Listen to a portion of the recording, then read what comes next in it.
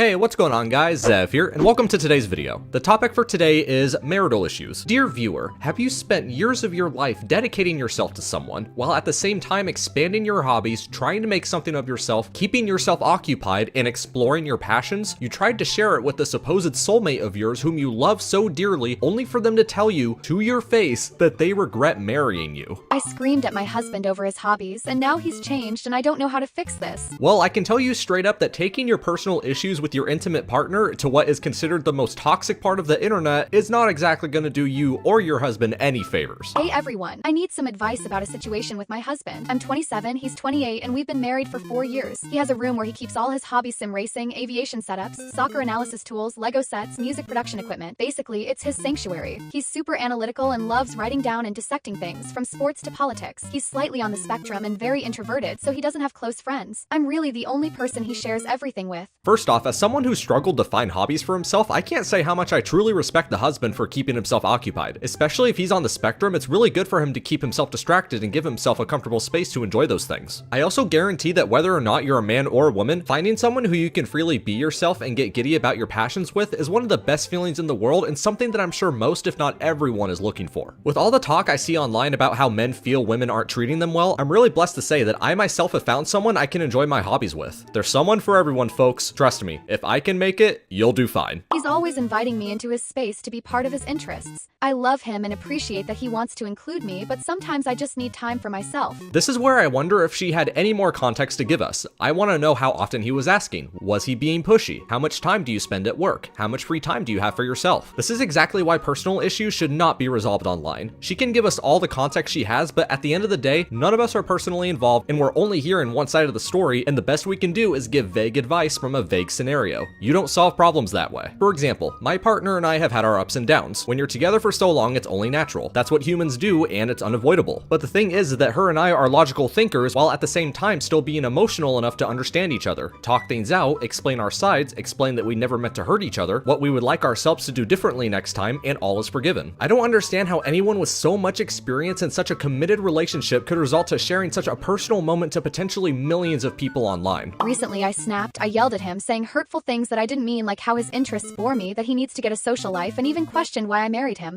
I regret every word, but my anger got the best of me and I couldn't control it in the moment. He invited you to enjoy his hobbies with him, and instead of simply telling him that you wanted some extra time for yourself, just like the time that he has for himself, your first response is to literally scream at him that you find his passions boring, and even go as far to say that you're questioning this committed marriage of 4 years. And then you just say you're sorry and pretend that you didn't mean a single word of it? There were so many things that could have been done in this situation that could have easily prevented this from happening. You wanted advice, I'll do what I can. First of all, like I said, you could have just calmly told him that you wanted more time for yourself. I guarantee he would have 100% understood that. There's no way you're together for this long and still don't know how to give yourself those boundaries. You could have also just been dead honest with him that you didn't find his hobbies all that interesting. It might have sucked for him to hear that, because to him it might feel like you're rejecting a part of him. But if you were to approach yourself calmly and word yourself properly, I'm sure he would have gotten over it. Except that whole thing about the Legos. If you don't like Legos at any age, then that's just insulting. And you know what? No offense, I hope he hates you for that. Since then, he's completely changed. He stopped spending time in his room, moved to sleeping on the couch, and barely talks to me. He even ignored our usual tradition of watching our home nation's soccer team play, something he'd never skipped before. Instead, he was working on his laptop, breaking our no work at home rule. When I asked him about it,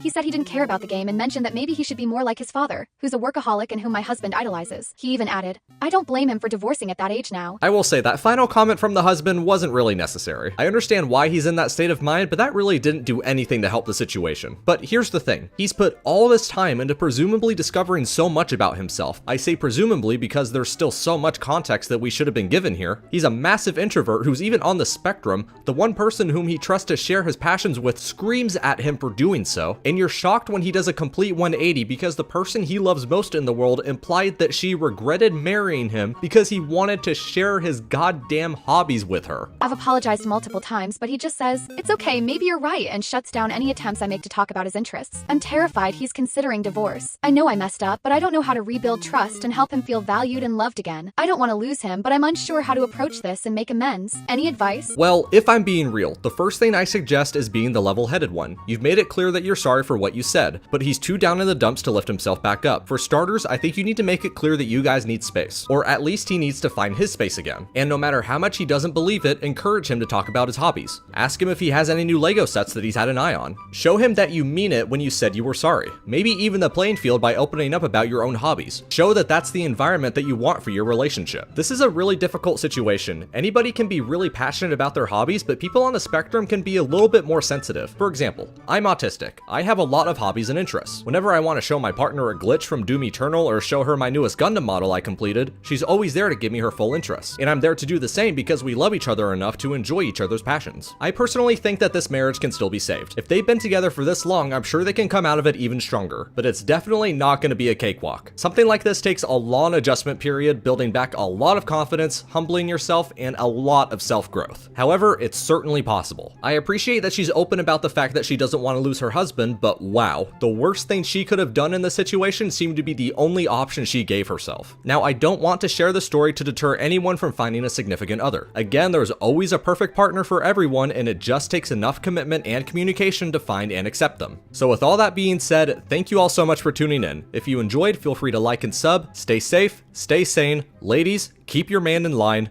Goodbye.